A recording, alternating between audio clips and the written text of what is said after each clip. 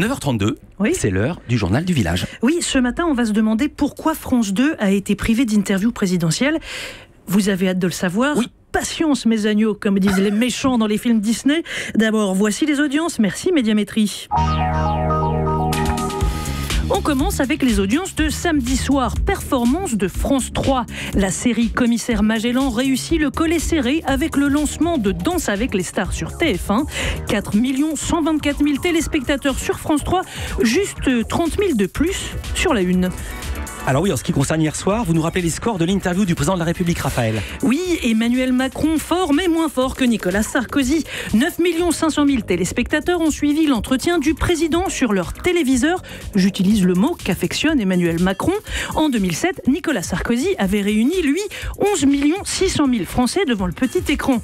Alors, comment s'est passée la soirée hier au niveau des audiences ? Entre 20h et 20h55, les téléspectateurs s'accumulent jusqu'à un pic à 10 300 000 téléspectateurs à 20h55. Après, il est 21h, les gens ont tendance à partir un petit peu sur les autres chaînes, regarder les programmes qui ont commencé. Et c'est la fuite. Village Média sur Europe 1, le journal du village. David Pujadas, c'est en prévoyant cette fuite que vous aviez décidé de limiter l'entretien à 1 heure ? Non, il y avait plusieurs formats possibles. On avait choisi un format d'1 heure. On fait finalement 1h10, c'est-à-dire qu'on reste dans les clous. Mais non, c'était ce format-là qui voulait ça. Un format assez ramassé, un format assez info, news, quoi, voilà. D'accord, vous n'êtes pas dit, tiens, la concurrence va démarrer ses films Non, enfin pas que je sache, je suis peut-être pas dans tous les secrets des dieux, mais je crois que c'était plutôt l'idée de faire quelque chose d'assez ramassé, voilà. Retour au journal du village, Raphaël Baillot. D'abord, la défense de Nasser Al-Khelaifi s'organise. Oui, le patron de Bein Media est accusé d'avoir corrompu certains dirigeants de la FIFA.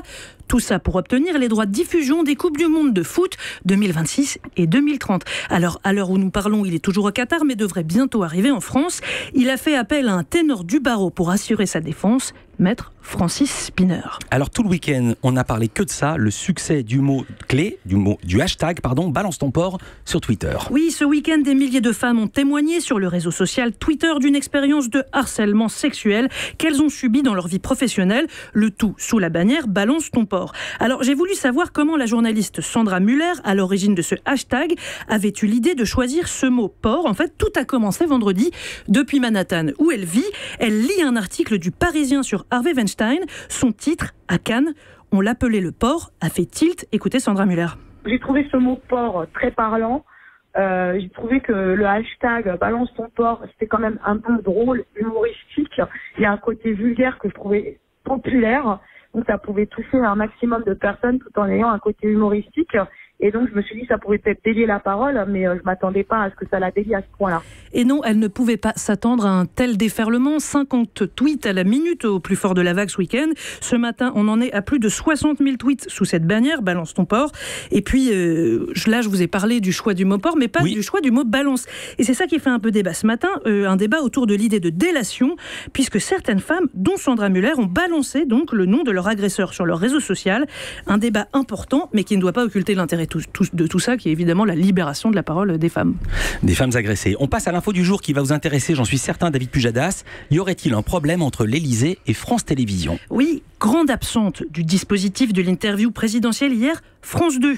Pourtant, la tradition, c'est bien de faire une interview conjointe TF1-France 2, histoire de montrer que l'Élysée ne privilégie ni une chaîne privée, ni le service public. La preuve, septembre 2007, qui interviewe Nicolas Sarkozy pour un premier point d'étape après son élection ? Monsieur le Président, bonjour, au nom d'Arlette Chabot et de moi-même. Bonsoir. Voilà, vous avez reconnu évidemment la voix de Patrick Poivre d'Arvor, assis dans un fauteuil doré à côté d'Arlette Chabot pour France 2. Autres interviews conjointes que vous connaissez par cœur, David Pujadas, toutes celles de François Hollande à l'occasion du 14 juillet. Vous en avez mené 3 pour France 2, en duo tantôt avec Gilles Boulot, tantôt avec Claire Chazal. Et je vous vois lever le doigt, donc vous avez quelque chose à nous dire. Oui, parce que la première interview de François Hollande n'a pas été faite conjointement par France 2 et TF1, elle a été faite sur France 2 aux 20h, c'est moi qui ai eu l'honneur de la faire. Donc vous voyez qu'il n'y a pas de règle en fait. Et c'était sur le plateau du 20h et non pas à l'Élysée, c'est important de le dire. Mais alors là, j'ai bien regardé, aucune trace de France 2 hier. Alors évidemment, France 2 avait fait la demande pour interviewer le président. Anne-Sophie Lapix nous l'a confirmé ici même la semaine dernière. Votre invitation est En lancée. tout cas, elle est lancée, bien sûr, évidemment. Alors pourquoi l'Élysée a-t-elle boudé le service public? Pour comprendre là où le bas blesse, je vais d'abord vous faire écouter quelque chose qui a beaucoup déplu à l'Élysée. Il s'agit d'un reportage diffusé le 21 septembre dans l'émission Complément d'enquête. La journaliste Rola Tarsissi révèle comment l'agence de photos officielle de l'Élysée, en tout cas celle que l'Élysée a choisie, comment cette agence retouche les photos de Brigitte Macron. Voici l'un des fameux clichés de Best Image. Et voici celui d'un autre photographe, présent ce jour-là. Cadre quasi identique, mais à y regarder de plus près, à gauche, Brigitte Macron semble avoir rajeuni de 10 ans.